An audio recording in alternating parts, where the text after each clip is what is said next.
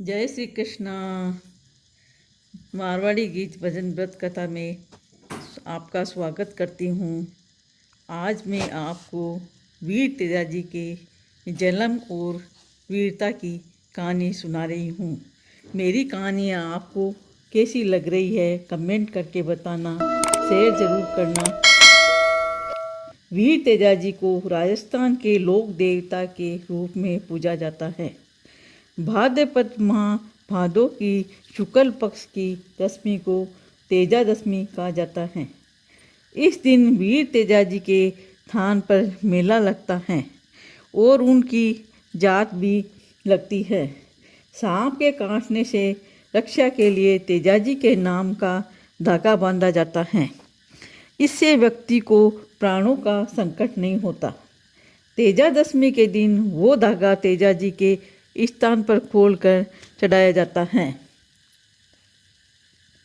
वीर तेजाजी के नाम से प्रसिद्ध राजस्थान के लोक देवता तेजाजी का जन्म राजस्थान के नागौर जिले में खड़नाल नाम के गांव में हुआ था। उनका जन्म जाट वंश में हुआ था।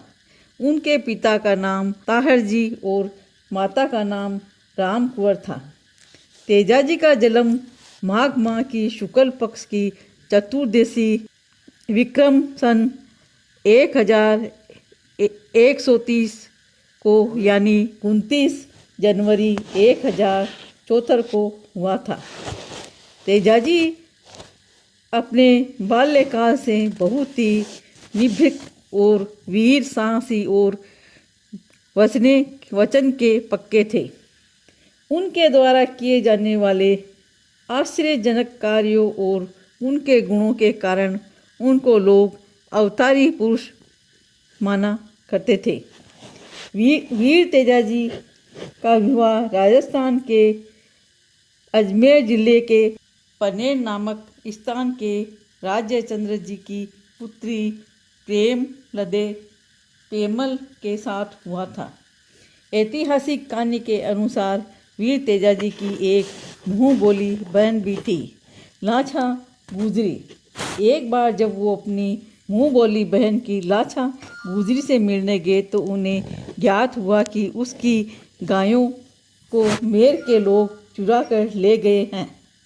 अपनी बहन की सहायता करने के लिए और उसकी गायों को वापस लाने के लिए वीर तेजाजी अपने घोड़े पर सवार होकर मेर के लोगों के पीछे गए। मार्ग में बासक नाम के एक सर्प ने उनका रास्ता रोक लिया। वो नाग तेजाजी को काटना चाहता था।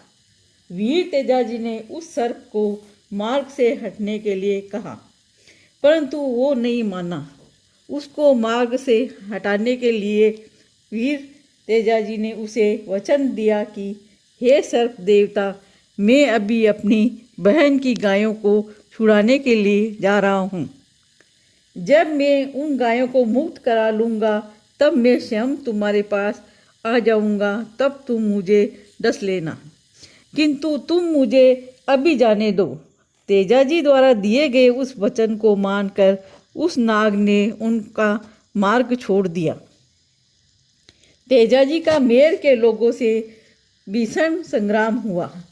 वीर तेजाजी के सामने उन लोगों की एक ना चली और तेजाजी ने उन सभी को मृत्यु के घाट उतार कर उन गायों को उनसे मुक्त कराया। अपनी बहन की गायों को मुक्त कराने के पश्चात सर्प को दिए अपने वचन को निभाने के लिए वो उस सांप के पास गए।